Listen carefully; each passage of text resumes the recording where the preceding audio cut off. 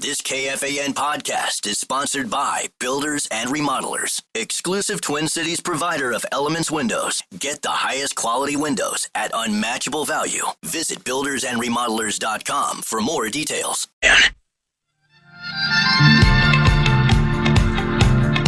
Mark your calendars. Boston punk legends Dropkick Murphys are set to hit the Palace Theater on March 6th. Don't miss out. Tickets are on sale now. Get the full details at KFAN.com. Keyword calendar.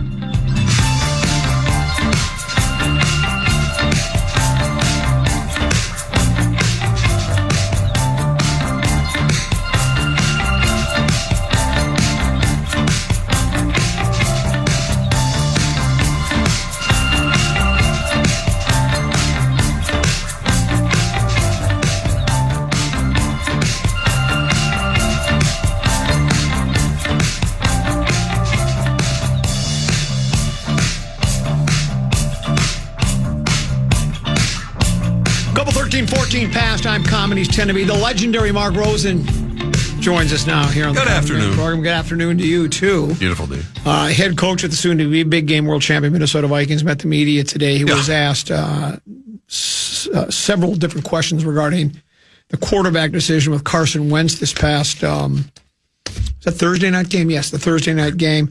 Coach basically said player decision. Player and the medical staff said he could go. He was asked, well, did you not see him on the field, right? No, I never saw him, kind of talking to officials. I think just by the way he answered, he knew if he could do it all over again, he never would have played him. He would have pulled him out. He wouldn't even have started him, much less let him continue to play. That might be a little bit of a quantum leap, but you're right. You might be right. He may not have started him, but they were aware of what his condition was since the London game, that he had that torn labrum. And a fractured. Right.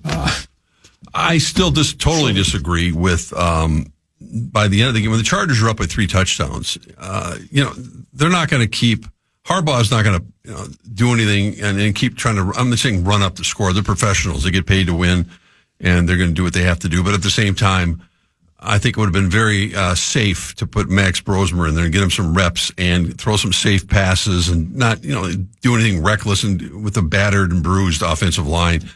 He still could have gotten some playing time, and more importantly, just get Carson Wentz, off the ropes. And we talked about it using the boxing analogy. We both watched a lot of boxing matches where the corner man throws a white towel in. I mean, it's like someone needed to throw the towel in on Carson, and for his own protection. I mean, I know they say it couldn't have been worse. Well, I don't know what to believe. I just think that it didn't pass the eye test, and just out of sheer mercy. Take him out of the game and let Max get a couple of snaps, hand the ball off, do whatever. They're not going to come back. And again, KOC made it sound like, our perception, meaning the fans, media, whatever, of being out of the game isn't the same as our perception. And my answer to that is, and I wasn't able to listen to the entire news conference, but, as you say, there's about 13, 14 questions about Wentz and J.J. McCarthy. I've had a bug up my, about this defense. And again, when the Vikings did score a touchdown against the Chargers, and it's not the only game this has happened, 24-10, now it's time for the defense to step up. And they allowed the Chargers to go right down the field and give credit to LA, but the Vikings have not been able to make a stop like that. I don't know what Hargrave and Allen have been doing. I don't know what Dallas Turner's been doing. The inability to get turnovers. I mean, it looked like they had one at the beginning of the game, and then, of course, there was ruled that the ball hit the ground on Rodgers.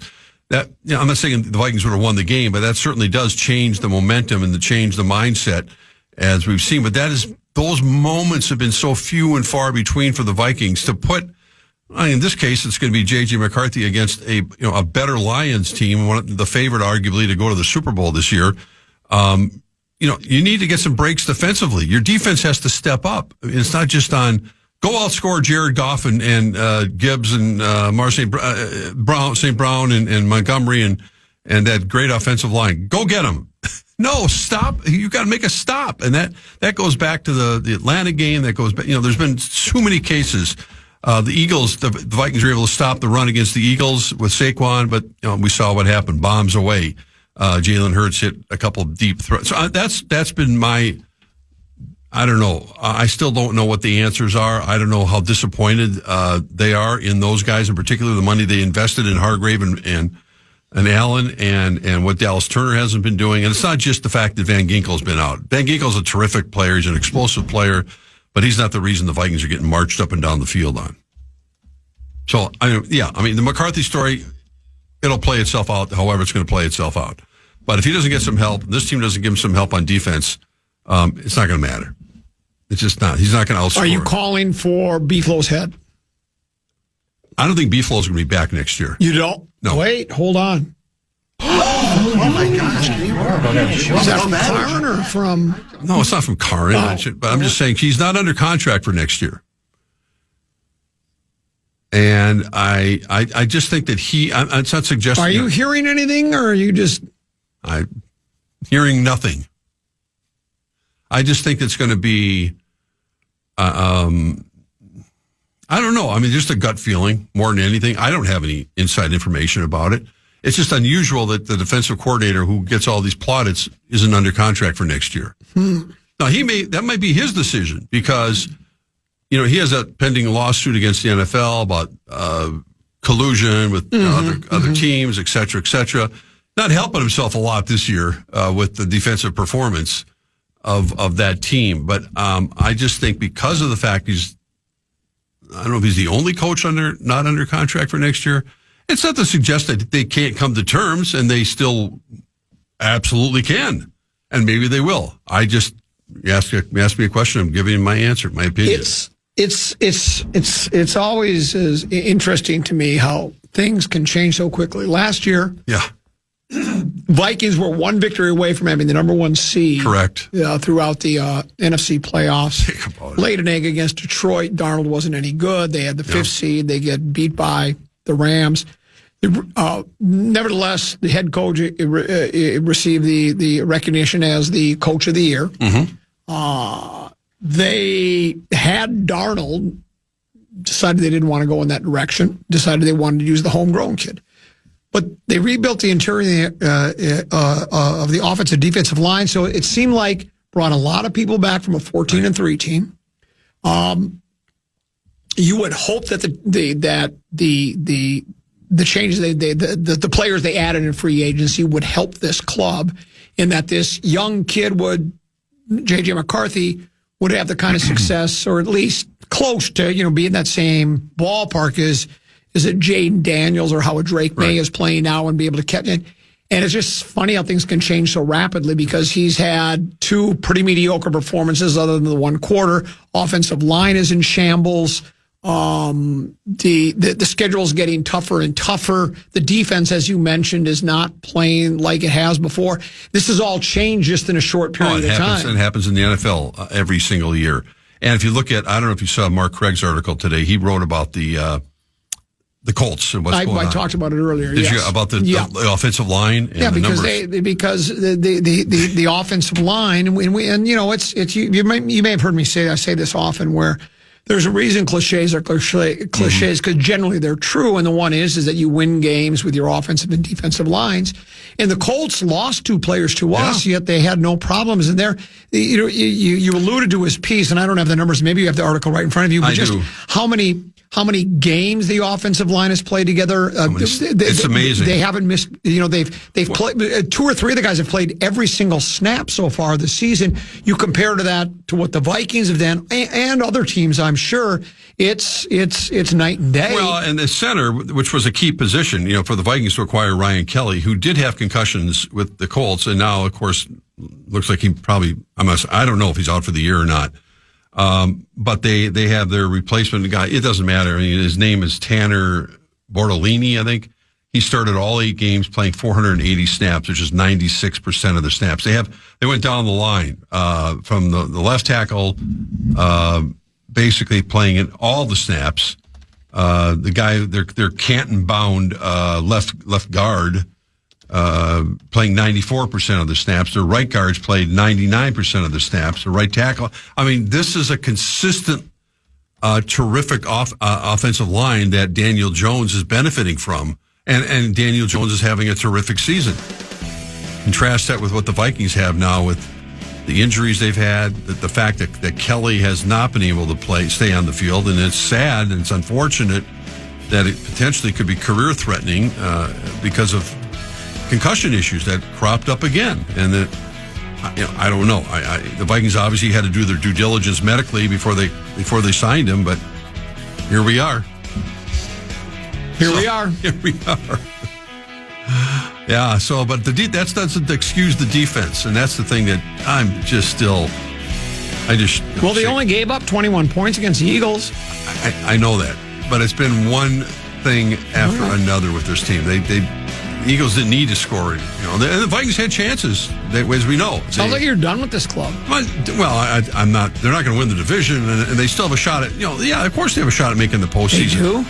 Well, they do because of the mathematically, I guess. No, I mean, teams that lose it. Look at the NFC last weekend. They now have the toughest schedule remaining of every team in the National Football League. But that's a week by week thing. But unfortunately for them, as a great example, the Ravens are getting.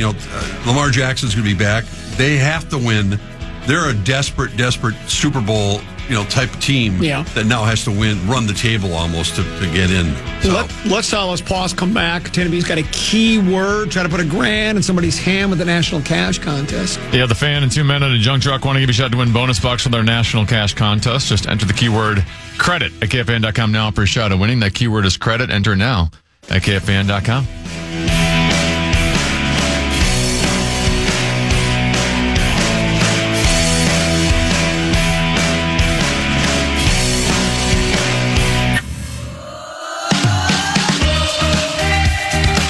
This football season, Bell Bank is giving one KFAN listener each week $1,000 to pay it forward to a charity of their choice. Just head over to KFAN.com, keyword contest to learn more and enter today. That's KFAN.com, keyword contest.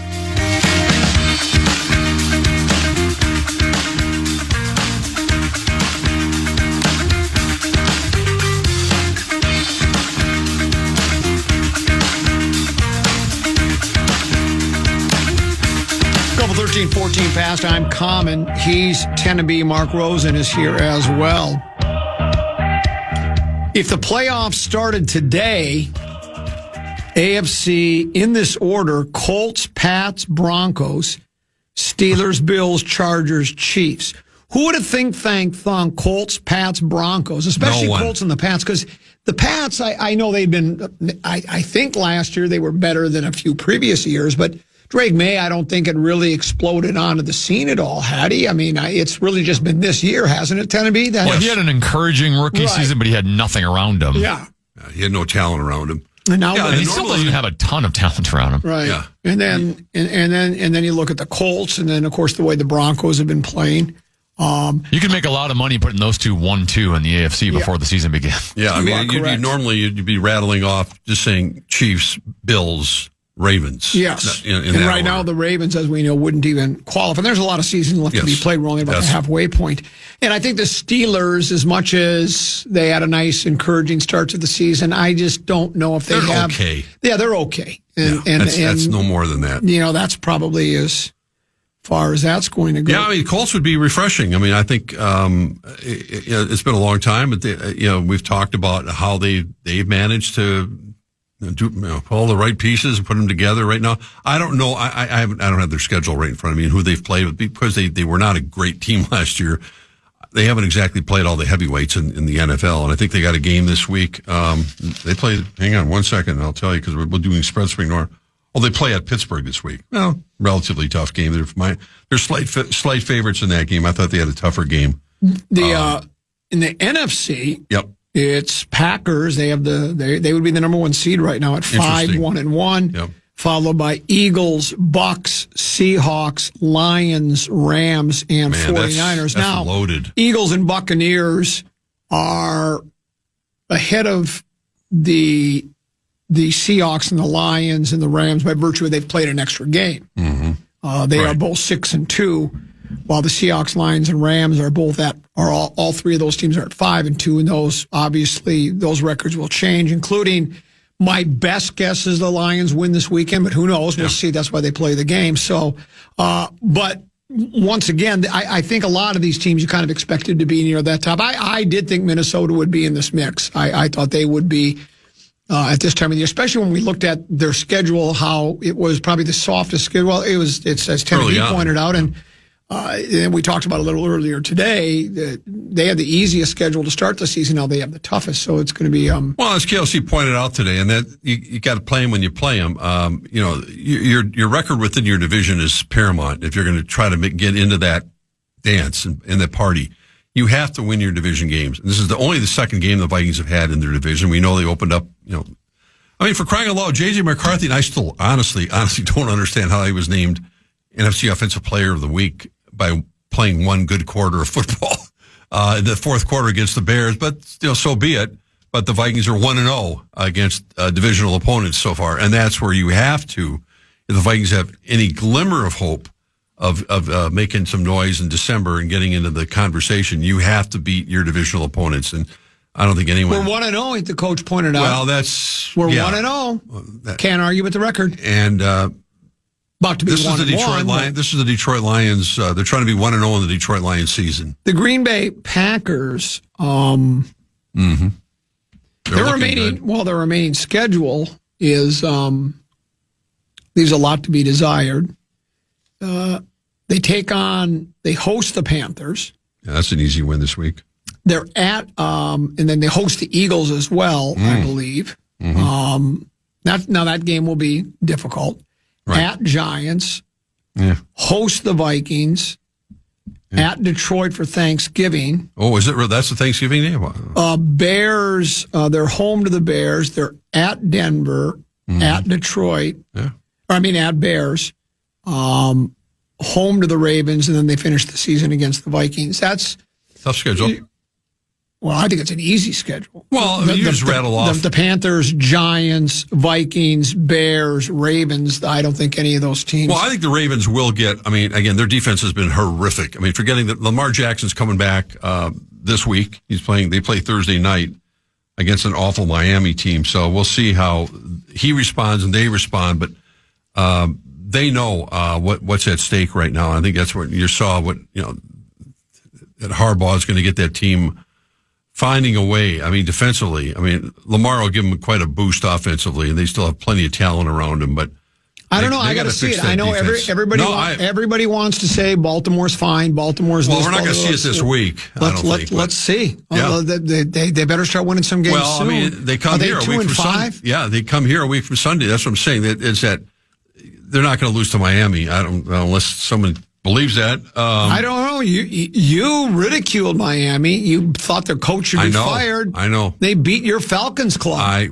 That was shocking to me how badly Atlanta played in that game, given that game was in Atlanta. Bruce and I listened to the audio again. You basically said Atlanta it looked like a double-digit victory for the Falcons. I've said that based on the fact that every Miami's last, I don't know how many road games, they've lost by double digits. You doubted this Miami club. And I'm still doubting them. Their backs were against the wall. It was gut check time. It was so bad that Kirk Cousins is basically asking anyone to pick him up off the scrap heap now. Do you think the Vikings should? Absolutely not.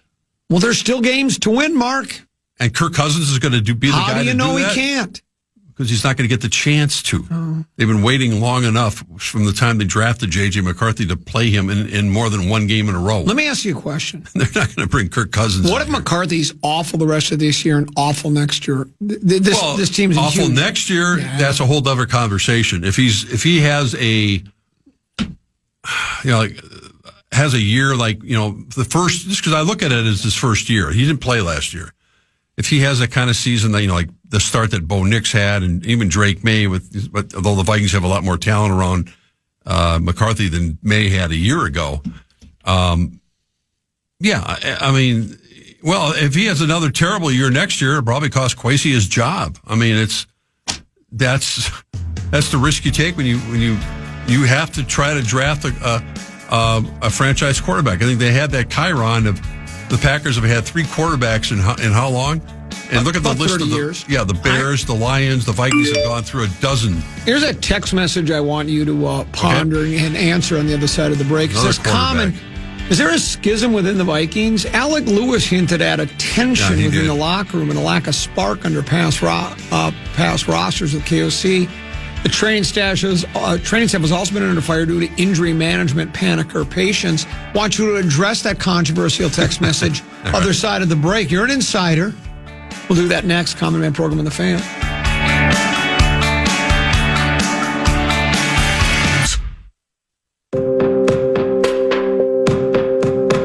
Wild Wednesday here on KFAN, and we're taking your talkbacks for tickets all day long. Use the talkback feature on the iHeartRadio app to tell us your all-time favorite Wild moment, whether it's a game-winning goal or your first time seeing them in person. Send us your talkbacks all day for your chance to score tickets to tomorrow's game against the Pittsburgh Penguins. Full info at KFAN.com, keyword contest. Jimmy Buckets was big again last night. Was he? Yeah. We didn't need him. I think Jimmy Buckets wanted to be here. Well, he did at one time. Well, at one point he did, yeah. It was a fun time. Did he want to be here? He was traded here. I don't know if he really had any say in that. Well, I don't think he did either.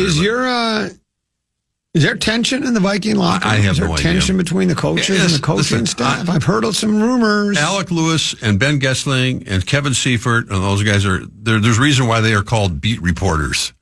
They're there every single day. They're plugged in. They're at practice. They talk to players on a regular basis. I no longer do that stuff. I'm not going to suggest that I know anything about schisms or whatever might be happening or tension.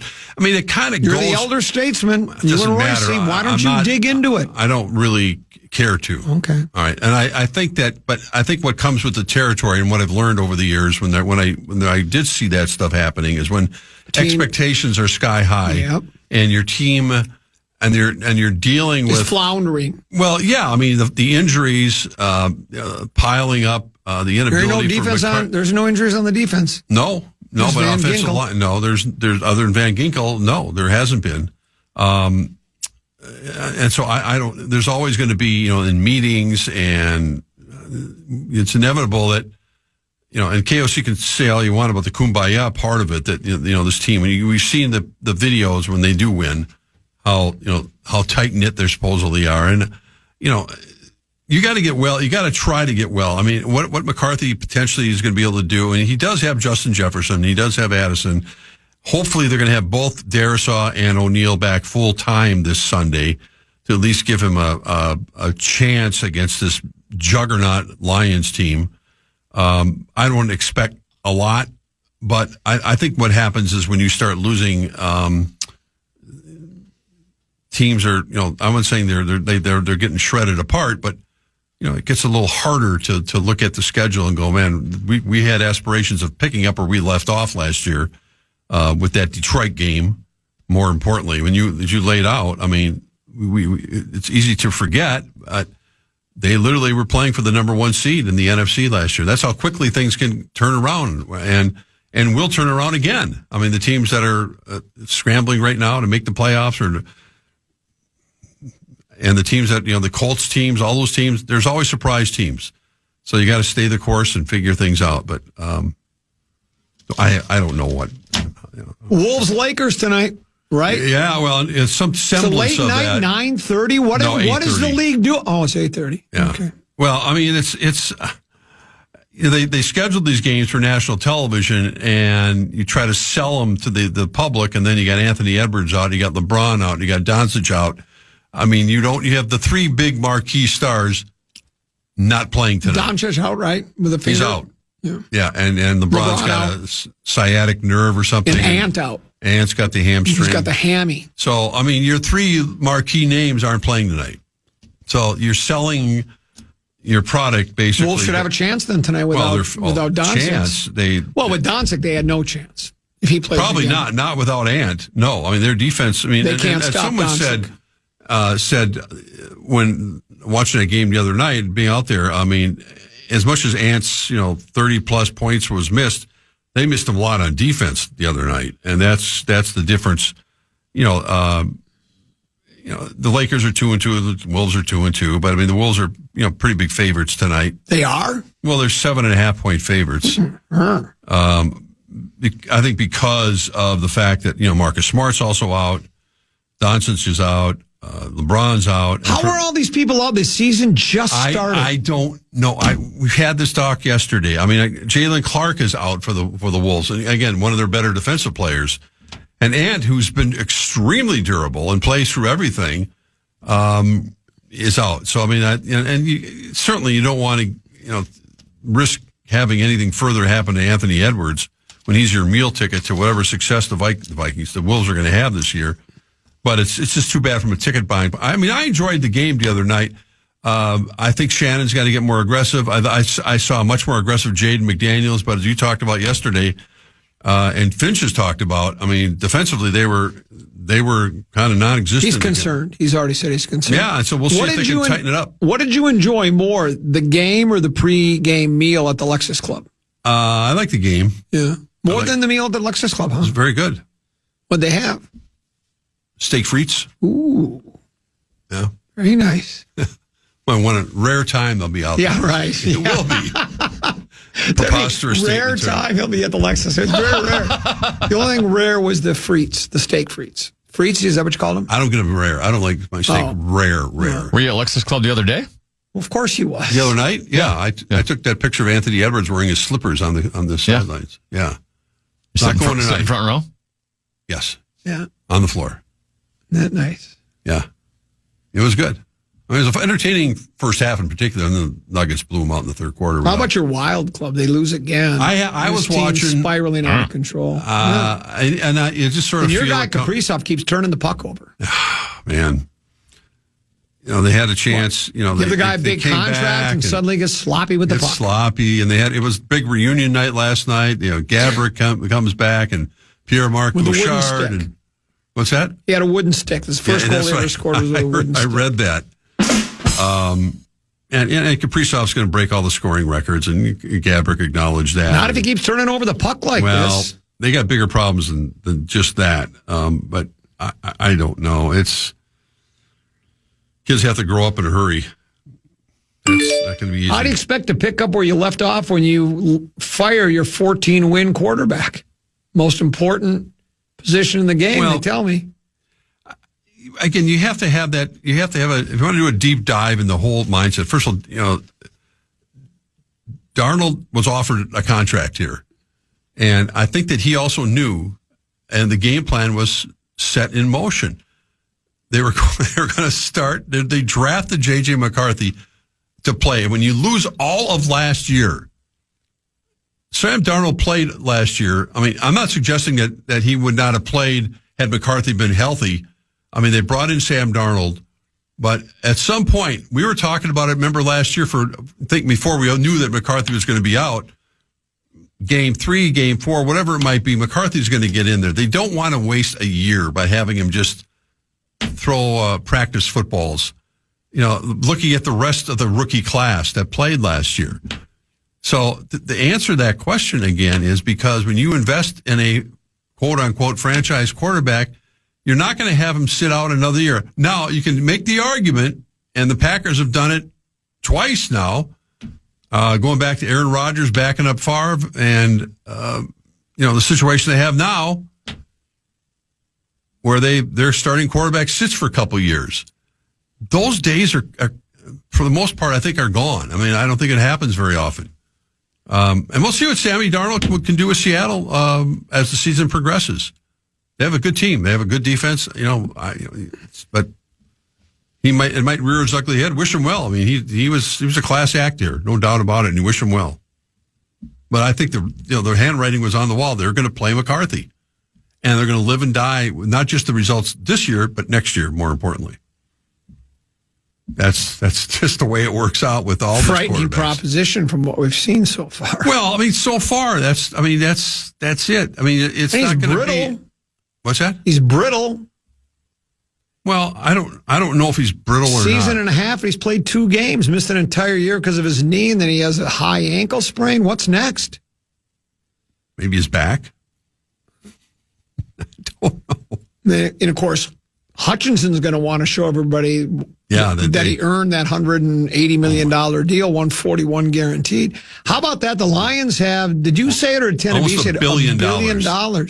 Tied up in They've 8 got guys. Hutchinson, Goff, St. Brown, Gibbs, the other wide receiver, Williams, Penny Sewell, and Penny Sewell. Yeah, I mean they're just their GM has pushed all the right buttons after 40 years of ineptitude. I mean they have it's. They were not inept in 1991. They went to the NFC Championship. Yeah, okay. Game. One year. They were. I know. 1 year they went 12-4 under Wayne Fonts. And for all you kids out there was a time going back to Bud Grant. The Vikings would never, and I mean never, lose to the Lions. And the Lions you'd kick sand in their faces all the time. I mean, that's the famous Dan Orlovsky running out of the end zone, in the back of the end zone here at Metrodome. That was the Lions franchise in a nutshell. I'm glad he did because that allowed them to go 0-16. That's right. If he doesn't, that was the closest. That was the closest the Lions came to a victory that year. They lost 12-10. And I was at that game. Deuce and I were there. I think about how they wasted Barry Sanders. He retired with he could have played another 5 years, but he said, I can't do this anymore. Same with the wide receiver. What was his name? Not Herman Moore, but the other guy. Megatron. Yeah. Megatron, same thing. He had only been in the league like 9 or 10 years and said, this is enough. Guys I can't do it. The best at their positions, and they had nothing around them. I think Stafford would have retired too had they not been traded to the Rams. He'd had enough. Yeah. Man. Well, it's taken a long time. And then, I mean, Detroit's due, to finally break through. And this is, NFC, you just rattle off. I mean, NFC is loaded. Loaded. And the Rams might be, you could argue that the Rams could be the best team. I like the Rams club. That's a good team. They're a really good team. Matty Stafford is like a fine wine. He's playing as good a football as he's ever played. The 49ers are a hot mess because of all the injuries they've had, and I don't see them overcoming it. I mean, it's just too much. Every position. You talk about the Vikings getting injured, a couple other teams, and I don't know how they're going to recover, physically going to recover from all what they've been going through. But, how about that Toronto club last night? I love it. I'm glad you mentioned them. Now, they've got a big payroll, too. They got the 5th highest payroll in Major League Baseball, but it's $100 million less than the Dodgers. They tried to get Ohtani. But, they play the game, as they say, the right way. It's not just hitting the ball out of the ballpark. They make good contact. No, that was big last night. It was. I mean, Guerrero hit the big home run, but they put the ball in play. They get base hits at the most opportune times. They don't have to, they do the right things offensively, which I really like about that team. You like this Toronto And then club, Louis Varland, our guy, coming back out. I mean, You like Louis. Yeah. How about intentionally balking to put the runner on third? So it was like, it had to do with Ohtani, of course. Yeah. I've never seen that before. Well, they decided they're not even going to pitch to Ohtani anymore. Is that correct? Are they just going to intentionally walk him every time? They pitched to him. He pitched, obviously, in the beginning of the game, and he pitched, and then I think they gave him what do they call it? Intentional walk the first time up. They pitched to him. I'm using the air quotes. Yeah. But they pitched around him. They're not giving him a lot to hit. Now they play again tonight. And your guy, Blake Snell's pitching for the Dodgers. You would think advantage LA in that one, but who knows? I hope it's 2-2, right? Yeah. 2 games. And they got to go back to Toronto no matter what happens tonight. They play tonight. Just like at Chavez Ravine. Just like the Twins did in 91. They fell behind 3-2. The Dodgers, remember that? The Cardinals. Twins won the first 2 games of the series. Atlanta won 3 in a row. Your guy, Sandy Koufax, didn't pitch game 1 because of Yom Kippur. Oh, in 65. And Donnie Drysdale pitched game 1. Ago. He won. Koufax won. No, he got rocked. I'm sorry. The Twins won the first 2 games. Right, they beat Koufax the second game, yeah. They beat Drysdale and Koufax the first 2 games. We had a 2-zip lead. Yeah, and then Claude Osteen beat him in game 3. And we lost 4 games. We lost 4 of the next 5. Yeah. And I think it was all because you were in the stands with that famous picture. That famous picture in game 1. That's the one I went to. Yeah, it should have had me go back out there. Left field bleachers. Think about it. Remember the old Met? You could go underneath the bleachers and with a chain link fence and be right there by the warning track. Yeah, of course. And it was just you would just hang out down there. It was just all dirt and stuff. There weren't seats. I don't even know why they allowed you to go down there, but they did. Yeah, especially during regular season games. They had the old knothole day. People would pay $1 to go sit in the stands. That was a hell of a stadium. I loved it. I loved Met Stadium. It was home. It was home to me. It really was. I have such fond memories all the way through. You look like you're getting emotional about it. Well, I am. I mean, it was obviously the Vikings played there as well, but I mean, it was a dual purpose stadium, and they had a lot of them back then. The dirt remained in the during the football season for a while until the Twin season was over. But the Vikings had some hellacious seasons out there, some bad seasons early on, but fun seasons, and all the way through. Purple people eaters out there. Remember when the Twins used to have a convertible take the pitchers from the bullpen out to the mound? Well, they wouldn't take them to the mound. Sponsored, wasn't it? They would be in the bullpen out in right field, the warning track. They would hop inside a convertible, and the convertible would wheel them over. They didn't have to run in; they drove. Here comes their closer, Bill Daly, in the back of the convertible. Remember Ron Pernoski? Yeah, former Dodger. How about Bobby Miller? Remember when we had Miller and Pernoski in the bullpen together? Yeah. They were basically unstoppable. Bill Daly was my favorite relief pitcher. You liked him, didn't you? Yeah. Once you come home, Bill Daly. I was a Ron Pernoski guy. That was quite a treat when you watch the guy drive the convertible, bring the relief pitcher in. Too far to walk from that bullpen. Always a Cadillac convertible. Correct. Well, sponsored, I assume. But yeah, I don't know if it was or not. I don't know. I don't think they had sponsorships back then, at that point. So think about this. Casey would be announced. Think about this. Your Metropolitan Stadium was your home away from home way back then, and now it's Kowalski's. Now it's not that far from there. No. Kowalski's. Yeah, someone had a picture. I showed. I took a still shot of Koufax at the game the other night. He's 89 years old. I'm saying, Mouse, he looks great. I mean, 60 years ago, he beat the Twins, on 2 days rest, and then without being able to throw a curveball because his arm was so messed up. And then he managed to pitch and win the Cy Young Award for the third time the next year. And then he had to call it quits because they didn't have the technology. Correct. What they do now. That was it. He was done. But somebody had a ticket. I think it was like $10 or something for a World Series ticket. I mean, in Toronto, they're going for like $8,000 or something for a Saturday night's game. I think. What is today? Wednesday. I wish I had a ticket. I'd sell it for $8,000. I know.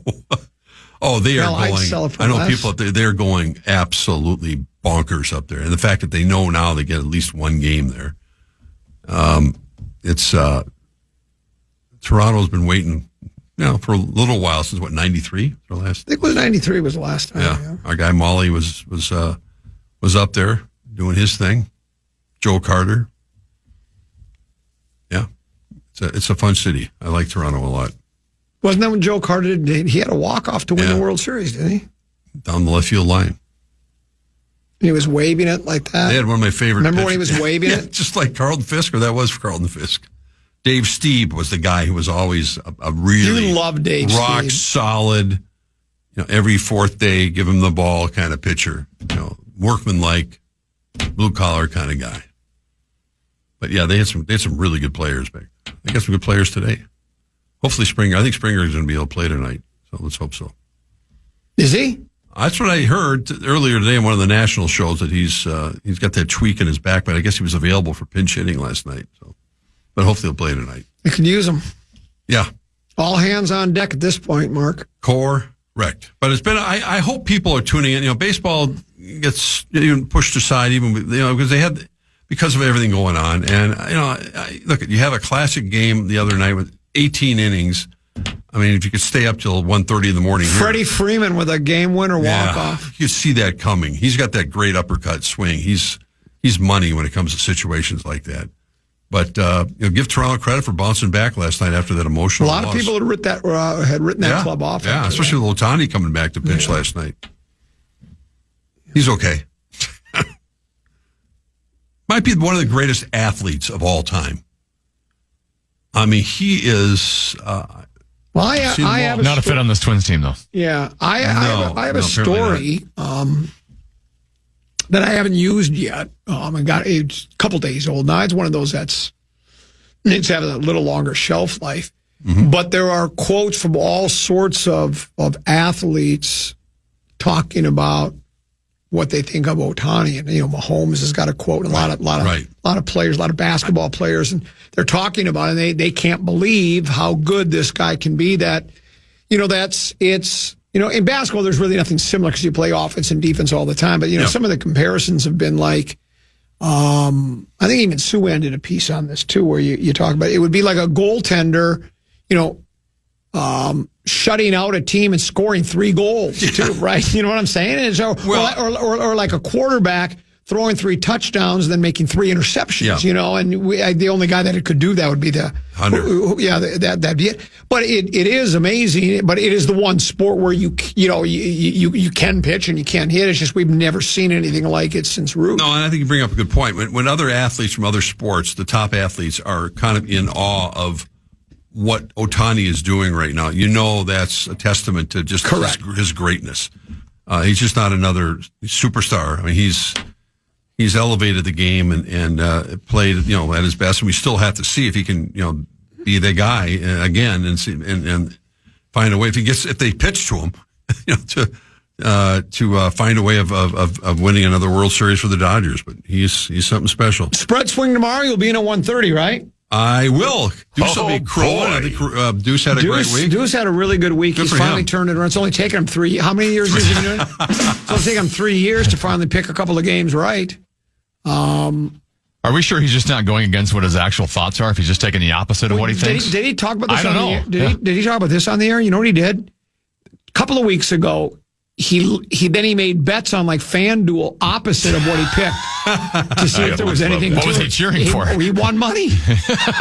Way to go, Deuce. So he wanted to see if there was anything to it because all the people have. A lot of the listeners have said they go to Diamond Joe's right away or whatever. They just bet on the opposite of what Deuce picks. Deuce decided to do it and he won money. So good for him. Yeah. So that's tomorrow at 1:30. Yeah, tough week. Tennessee, have you lined up program password yet or still? I have. Oh. Some big names this week. Oh, really? Yeah, you missed password for 2 weeks. We got to bring in the big ones. Okay, well, we'll talk about that at a later date. We'll see you tomorrow then, Rosie, at 1:30, right? You got it. Thank you. Tennessee, thanks for having me. Hey, great job. You as well. We enjoyed our visit with you today. And we'll be back tomorrow at 12 noon. But stick around. Big Ticket, JG, they are next here on The Fan.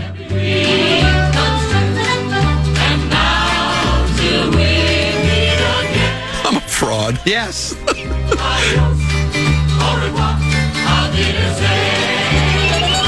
Good night. Good morning. Good afternoon. And good night, Minnesota. Good night, folks. And good night, Mrs. Calabash. Wherever you are. Now what do you think? What do you think of that?